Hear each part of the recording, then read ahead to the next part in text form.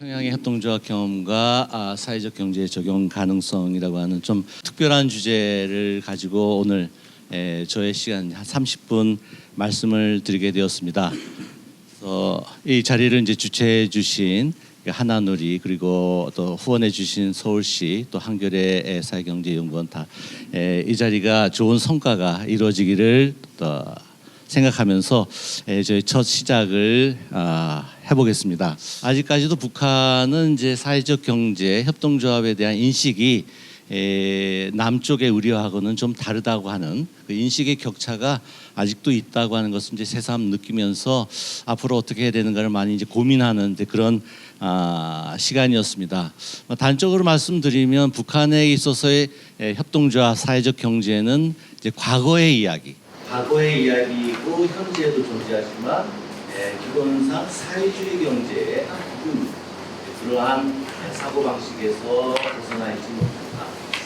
그것에 비해서 우리 남쪽의 사회적 경제에 대한 이해는 물론 과거에도 있었지만 중요하게 현재의 이야기이고 그리고 한국의 앞날을 짊어지는 미래의 지향적인 그런 사고일 그런 면에서 북한과 남한의 인식의 격차가 크다고 하는 점을 보면서 통일된 한반도에서 사회적 경제가 가져가야 할 역할이 상당히 크겠구나라고 하는 생각을 다시 한번 해볼 수 있었습니다. 시간 관계상 자료집에 있는 자료들은 제 참고로 보시고 자료집에 있는 자료 주로 이제 과거의 이야기를 제가 모아봤습니다. 이쪽만 제가 좀 정리를 해보고 싶은데 사회적 경제와 북한의 사회주의 경제의 유사성과 차별성에 좀 유의를 해야 되겠다. 제가 보여드린 거는 사실 보고서에 없이 좀 다시 수정을 한 거기 때문에 보고서에 없다라고 생각되는 부분은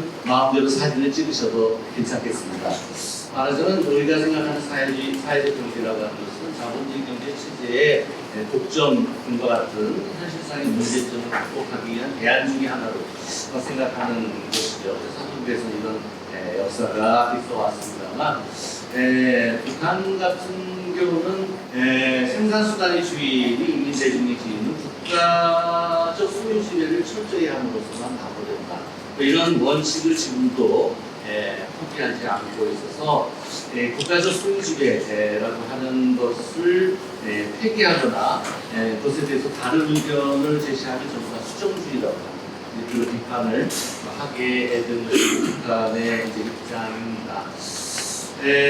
그러나 이제 사회적 경제 개념을 남북을 통합해서 생각한다면 이러한 개념으로 좀 이해할 수 있지 않겠는가.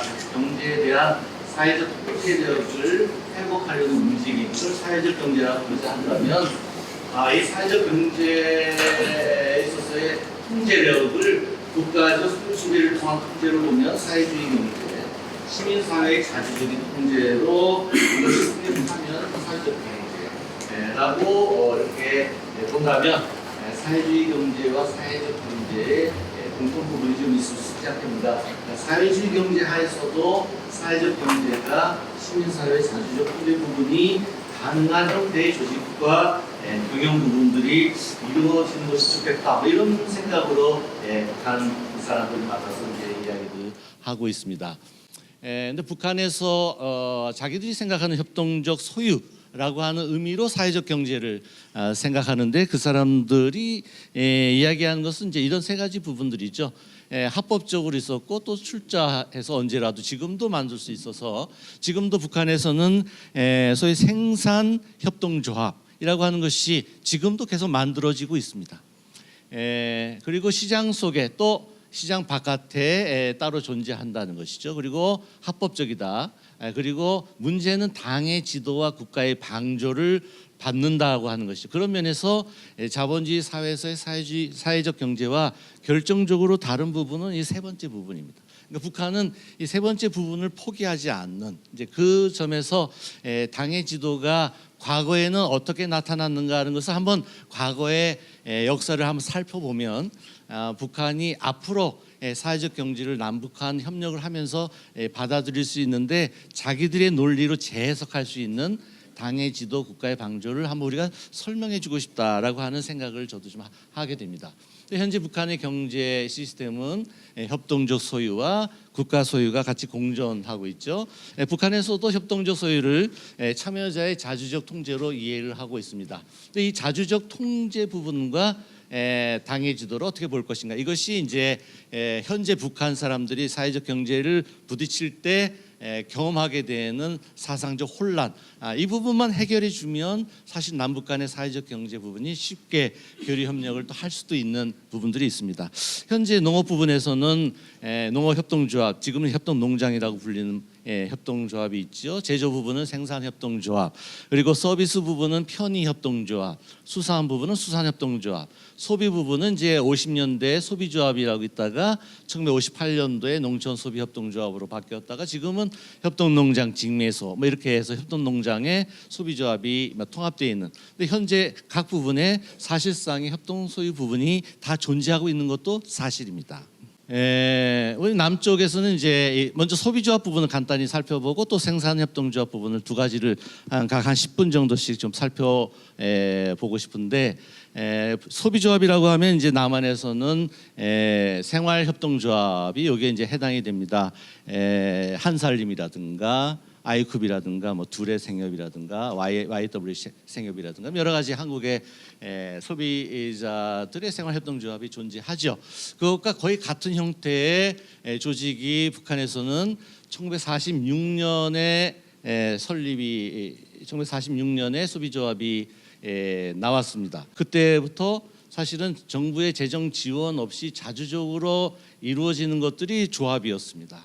47년에는 북조선 소비조합 중앙위원회가 이제 만들어졌고, 48년이 되면 소비조합원이 전 북한 인구의 반이 되는 50%의 조직률을 자랑하는 그런 시대까지 됐죠. 그러다가 10년 후인 1958년에 소비조합이 이제 해체가 되는, 그래서 해방 후 약 12년 정도 소비조합 시대가 존재하게 되는데, 그 내용들을 간략하게만 좀 소개를 하면, 평양의 이 협동 소비조합이 원래는 이제 협동조합이라고 한 말에서부터 이제 시작을 해서 소비조합이 46년에 이루어지는데, 이 협동조합이 45년 6년에 이루어지게 된 거는 물론 1920년대 정주에서 이제 조만식 선생이라든가 이승훈 선생이라든가 이런 분들이 협동조합을 이제 소비조합을 만든 역사가 있습니다. 그것이 한국에 와서 홍성에서 조합으로 생활 협동조합으로 이어집니다만, 일제 시대에 그런 협동조합, 소비조합 경험이 있는 데다가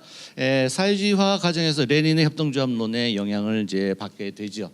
레닌은 이제 농민들을 노동자 이렇게 사회주의로 바꾸기 위한 그런 계기로서 협동조합론을 이제 쓰면서 협동조합이 필요하다라고 하는 것. 1948년 노동신문에 이런 걸 인용해서 소개도 하고 하는데, 북한은 1970년대 국영화를 완료하면서 협동조합에 대한 자체의 정리를 합니다. 그 정리가 협동 격리를 통하여 자본주의적 상공업자들을 사회주의적으로 개조하는 새로운 길을 밝혀주었다. 그래서 막스 레닌주의의 창조적 발전이고 자본주의적 상공업자들을 올바른 사회주의로 이끌어가는 가장 우월한 형태의 발견이다. 협동격리, 협동소유를 이렇게 설명하고도 있습니다. 평양은 이제 46년 5월 이전에는 전부 이제 평양시 협동조합, 이렇게 평양에만 철도협동조합, 제가 노동신문에서 찾아낸 것들이 이런 것들이 협동조합들이 있고, 평안남도 협동조합 연맹이 46년 3월에 만들어지죠. 46년 5월 달에 북조선 소비조합이 크게 결성이 됩니다. 그래서 그때 조합의 인원수가 약 100만 명이 이제 북조선 소비조합으로 이제 만들어지고, 이것이 노동신문의 원 시작이 정로라고 하는 이름인데, 그때 신문 파일을 제가 한번 보여드릴 수가 있습니다. 클릭하면 시간 관계상 다른 것들을 다 보여드릴 수가 없는데, 이것이 이제 1946년 5월달에 노동신문의 전신 이름이 정로라고 하는데, 여기에 이제 밑으로 좀 클릭을 하면, 클릭을 밑으로 쭉 넓어 주십시오. 그러면 이게 이제 그 당시 신문이죠. 이렇게 해서 소비조합, 여기 빨갛게 제가 칠해놨는데, 북조선 소비조합 결성해서 소비조합, 좀 사진이 좀 희미합니다만 소비조합 결성에 대해서 노동신문은 이렇게 크게 이제 보도를 하고도 있습니다. 다시 원 상태로 돌려주십시오. 뭐 이런 식으로 조선 노동신문들 쭉 이제 찾아보면서 평양시 소비조합이 이제 발족되고 그러니까 북조선 소비조합이 만들어지면서 평양시도 소비조합이 만들어지면 46년부터 이제 계속 큰 이제 발전들을 쭉 합니다. 내부적으로 이제 비판도 받아가면서 평양시에만 약 10만 명의 조합원들이 새로 생기고 이런 말들을 보면 지금 한국의 생협이 하고 있는 개념들이 그대로 40년대, 50년대 이미 평양은 과거의 경험으로서 이미 다 하고 있습니다. 소비자와 직영 상점을 만든다든지 도급제 상점, 직장 매점 다 만들고 있죠. 직접 순회 판매하기도 하고 간이 매점도 만들고 있고, 그다음에 평양에서 조합원 대회까지 47년에 개최를 해서 47년에 북조선 소비조합 중앙위원회를 만들 때 만드는 과정이 위에서 만드는 것이 아니라 이렇게 각 지방에 조합원 대회를 다 개최합니다.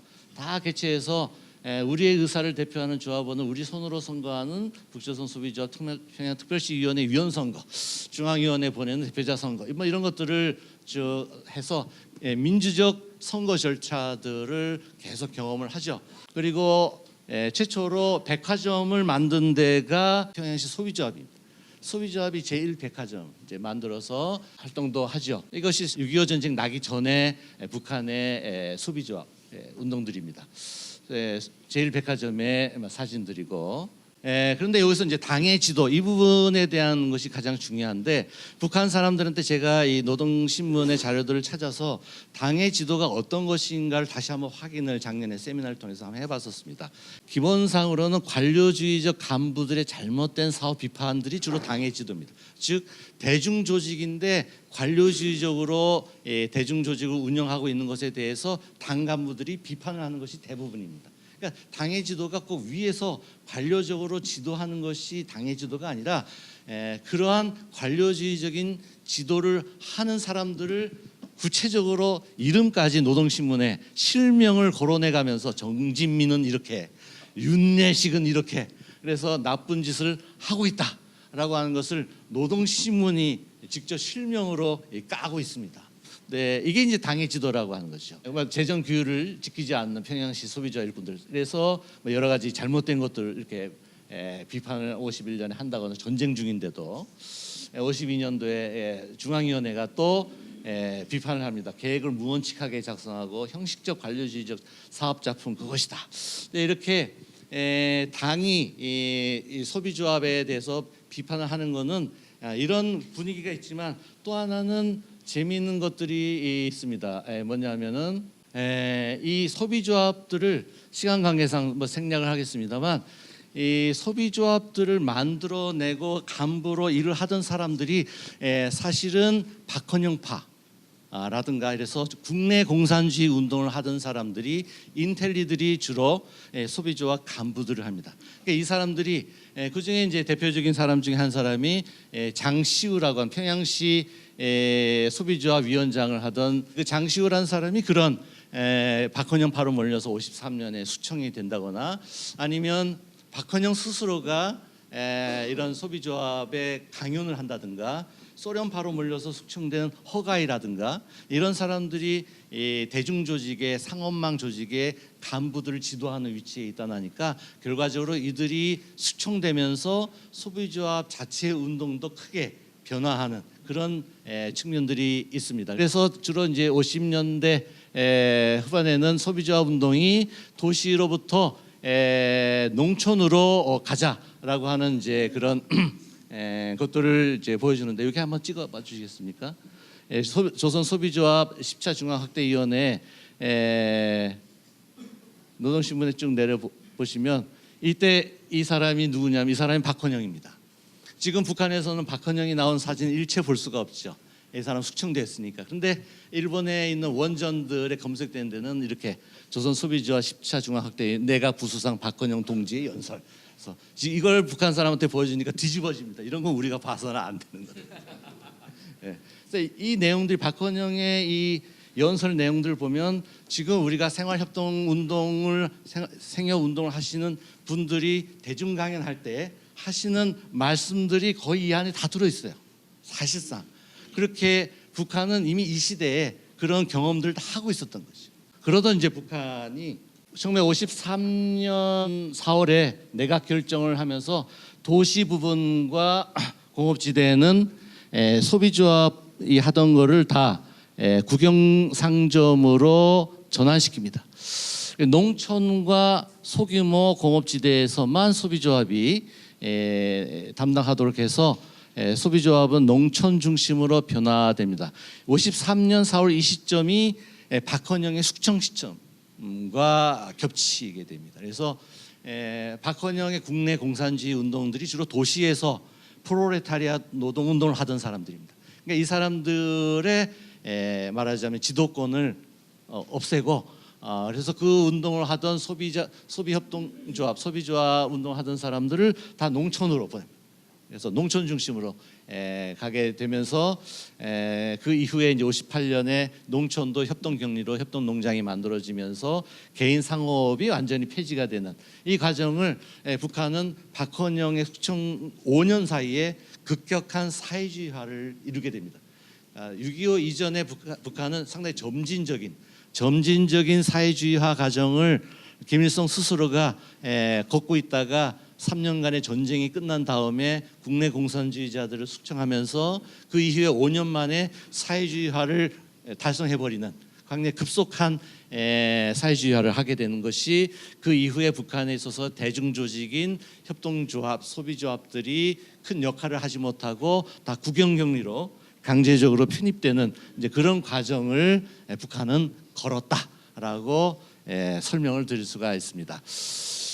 그 다음에 이제 북한 상업 소비조합은 전국 열성자 대회는 하지만은 지도 간부들이 없는 상태에서 당이 주관해서 소비자 열성자 대회들을 이제 개최하고 당이 직접 관리하는 그런 형태로 이제 바뀌게 돼서 주로 이제 농촌에서 일을 하는 식으로 이제 다 바뀌게 되죠. 이 내용들이 다 그런 내용들입니다. 그래서 이 조직은 기본상 뒤에 이제 나옵니다만 상업성 쪽으로 상업성으로 이제 이관이 됩니다. 여기 써져 있듯이 상업성이 하고 지방에는 지방도인민위원회, 그래서 각 도인민위원회 이제 이관합니다. 실제로 활동은 국영격리로 바뀌었기 때문에 상업성, 그리고 지방의 도시인민위원회가 관할하는 것으로 1958년 내각결정 82호로 이렇게 규정이 됩니다. 다음에 사진을 좀 잠깐 보시는데 이런 이동 판매라고 써져 있는 야쿠르트 아줌마 같은 그런 것도 이제 하죠. 그리고 소비조합 중앙연맹이 도시 부분이 없어지고 지방으로 농촌으로 바뀐 이후에도 평양시에는 이렇게 직매점 같은 게 존재하죠. 58년도에만 봐도 없어졌지만 직매점들이 있어서 이런 직매점 활동들을 하고 있는 것들이 보도에도 나옵니다. 그리고 국제협동조합과의 교류도 하죠. 54년도에 7월 4일 날 국제협동조합의 날, 지금도 국제협동조합의 날이 7월 초죠. 그래서 1954년에 거기에 축전도 보내고 합니다. 이 중앙위원회가 국제협동조합 연맹이 57년에 아시아 회의를 하는데 거기에 한국을 초청하고 북한을 초청하지 않는 사건이 발생합니다. 그것에 대해서 북한의 조선소비자협동조합 중앙연맹이 항의 문서를 보냅니다. 왜 우리를 초청 안 하는가? 왜 남조선을 초청하고 우리를 초청 안 하는가? 뭐 이런 것도 57년에 있죠. 그리고 소련과 교육하는 것, 그다음에 중국과도 이런 국제 교류를 하면서 어떤 것들을 물자들을 서로 주고받고 하는가. 58년 말에 소비조합 중앙 연맹 대표 유택진이 교류를 했다. 소비협동조합이 결국 소멸을 합니다. 농촌 소비협동조합 상업망과 소비협동조합 수행하던 수매 사업이 각 도인민위원회 그리고 중앙연맹이 하던 거는 다 상업성에 이관한다라고 하는 것이 58년 10월 26일자 노동신문에 이렇게 발표가 됩니다. 그래서 59년 이후로는 소비협동조합이 이제 말하자면 한국의 생협 조직이 북한에서 사라진다라고 이제 그렇게 볼 수가 있습니다. 과거의 이야기죠. 근데 소비조합 해체 후에 평양은 이제 각 시인민위원회가 구역별로 대동강구역, 모란봉구역, 성천구역 여러 가지 각 구역별로 수매상점을 조직하죠. 그래서 한 재미있는 예가 조선 소비주와 중앙위원회 초대위원장 이름이 조홍인데 이 조홍의 딸이 조혜경이라고. 이분은 이제 동대문구역 식료 수매 및 채과 도매소 지배인으로, 지배인이라는 말이 붙으면 구경. 이거 협동격리에서 협동조합의 대표는 관리위원장이라고 합니다. 그러니까 북한은 협동은 다 관리위원회입니다. 그리고 구경은 뭐 구경 공장의 뭐 지배인 이런 이름을 이제 붙이게 되죠. 그래서 관리위원장이 이제 지배인으로 많이 이제 바뀌게 됩니다. 소비조합 시대가 이걸로 이제 끝나고 그 다음에는 이제 생산협동조합은 47년 이후 지금까지 계속 존재합니다. 그러니까 북한에서 실제로 존재하는 협동조합 방식은 제조업 부분에서만 존재합니다. 물론 서비스 부분은 편의협동조합이 있고 수산협동조합, 농업협동조합이 있지만 협동조합의 원래의 기능을 그대로 간직하면서 지금까지 존재하는 것은 생산협동조합이다라고 말씀드릴 수 있고, 이게 47년도에 만들어집니다. 조선 생산협동조합이 47년 8월에 만들어져서 식료품, 직물, 편지, 고무, 목공, 농기구, 기계, 공업품, 지방 원료 원천에 입각한다라는 것을 전제로 각 지방이 노동자 또는 사무원, 가정주부들이 스스로 자유롭게 출자를 해서 만들 수 있는, 그래서 지금까지도 허용이 되는 것이 생산협동조합입니다. 그리고 이것이 1952년에 되면 중앙연맹위원회를 구성해서 생산협동조합 중앙연맹위원회가 존재하게 됩니다. 그래서 여러 가지 평양에 있는 생산협동조합들을 쭉 찾아보면 이런 것들이 있죠. 이런 대회도 하고 고무제품 생산 조합원 총회도 하고 공예품 조합 설립도 했고, 양말 공장의 사진들이라든가 이게 이제 생산협동조합의 사진들입니다. 그리고 가정용품, 직물 뭐 이런 것도 생산협동조합 품평회를 54년도에 하거나, 그래서 47년 이후로 기본상 평양에 이런 그 잔품들을 가지고 파철 같은 것들을 이용해서 면도라든가 트렁크, 부속품 이런 것들을 주로 만드는 사람들이 정식적인 공장 기업소에 취업하지 않고 협동조합으로 만들어져서 거기에 조합원으로 취업하는 경우도 가능하다는 거죠. 그렇게 사람들이 주로 모여서 이렇게 협동조합을 한다. 근데 그것은 이제 도구들이 그렇게 많지 않으니까 사람들이 수준이 낮은 생산 조직이라고 이제 그렇게 봤던 겁니다. 일용품 생산협동조합들이 있고, 그래서 3차 대회, 4차 대회, 그래서 58년도에 역시 마찬가지로 58년도가 북한의 사회주의화의 하나의 중요한 결절점 시대인데, 박헌영파 또는 소련파, 중국파를 완전히 숙청이 끝난 시대가 1958년입니다.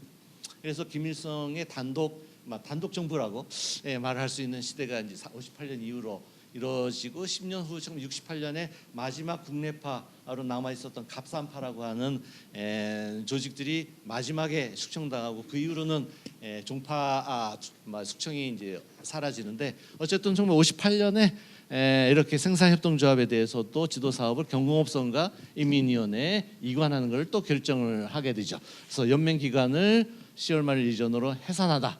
연맹 기관은 해산하는데 청산다 했는데 이름은 남겨놓는 뭐 그런 것이 지금까지 있었다고 합니다.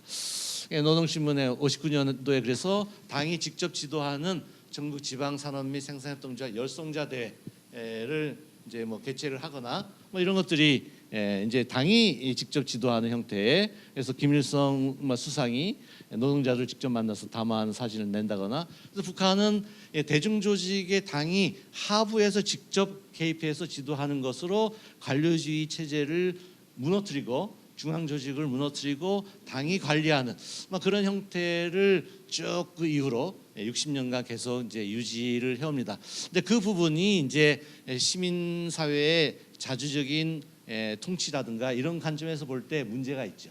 근데 그 문제가 있는 부분들을 북한은 당이기 때문에 가능하다라고 말하고 있습니다. 즉 국가는 도움을 줄 뿐이고 지도 체계는 당이 한다. 근데 그 당은 절대로 지도 간섭을 하지 않는다. 그러니까 간섭을 하지 않는다. 근데 그것에 대한 남쪽의 해석은 좀 다르기 때문에 뭐 볼 수 있지만 북한은 그렇게 자기들의 협동 격리를 이해하고 있습니다. 그 뒤로 여러 가지 열성자 대회들 사진들 이렇게 평양에 있는 생산협동조합들의 사진들입니다. 제가 신문에서 뽑아낸 기계 시계 생산 북한에게 탁상 시계도 60년대에 만들었었죠. 알루미늄 공장 협동조합, 그다음 안경알, 이 안경알 만드는 데가 이제 유명한 평양 광화유리 생산협동조합, 그래서 관리위원장 송대관, 이분이 이제 유명한 게 송대관 선생이 만든 안경알을 항상 김일성은 죽을 때까지 그 안경만 썼다. 그래서 독일 방문했을 때 썼던 안경도 안경 생산 협동조합이 만든 안경을 쓰고 이제 동독을 방문하거나 이렇게 하죠. 뭐 이분의 뭐 발언 내용도 있습니다만 소개를 하고 지금까지 이 송대관 씨의 딸이 이제 송성희 씨인데 이 송성희 씨가 지금도 평양 안경 상점 지배인으로, 그전에 협동조합이었다가 상점으로 지배인으로 바뀌어서 지금도 평양에서 전국에서 제일 큰 안경점을 하는 지배인의 아버지가 협동조합의 민족자본가로 있었던 송대관 씨였다라고 하는 것도 하나의 유명한 사실들이고, 70년대 이후에 생산협동조합은 이렇게 국영공장으로 바뀌는 케이스도 있고 생산협동 체계를 그대로 유지하는 체계도 양쪽이 있습니다. 평양에는 주로 이제 국영공장으로 많이 바뀌면서 주로 구역별 간에 생산협동조합 하면 주로 70~80%는 이제 가정 부인들입니다.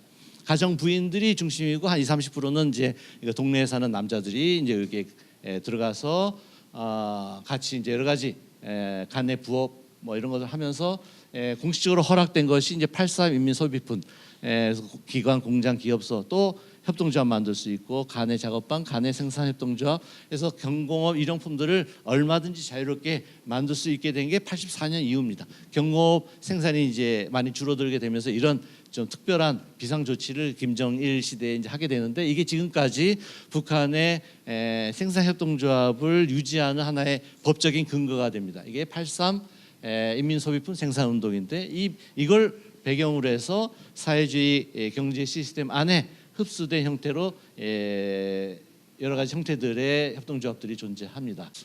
이것들은 이제 각 도시 이민위원회 지방공업관리국이 관리를 하는 형태가 되는 거죠. 8.4 인민소비품 생산들의, 그리고 2011년 이후 지금까지 노동신문 민주조선에 언급된 평양의 간의 생산협동조합들은 뭐 이런 각 구역의 생산협동조합들의 활동들이 소개가 되고 있습니다. 마지막으로 토론 시간에 좀 이런 북한의 과거와 현재 생산협동조합 또는 소비조합의 과거 형태들을 봤을 때 앞으로 남북 협력이 어떠한 필요한 부분들이 있겠는가, 저는 보안, 균형, 협동, 경쟁력 네 가지의 축으로 생각해 보자라고 하는 것들을 이제 썼습니다만, 이제 읽어보시고 나중에 토론 시간에 남북 간이 그럼 어떠한 협동, 사회적 경제 협력을 하는 것이 좋겠는지 이런 부분들은 좀 토론 시간에 대화가 됐으면 좋겠습니다. 이것으로 끝내도록 하겠습니다. 경청해 주셔서 감사합니다.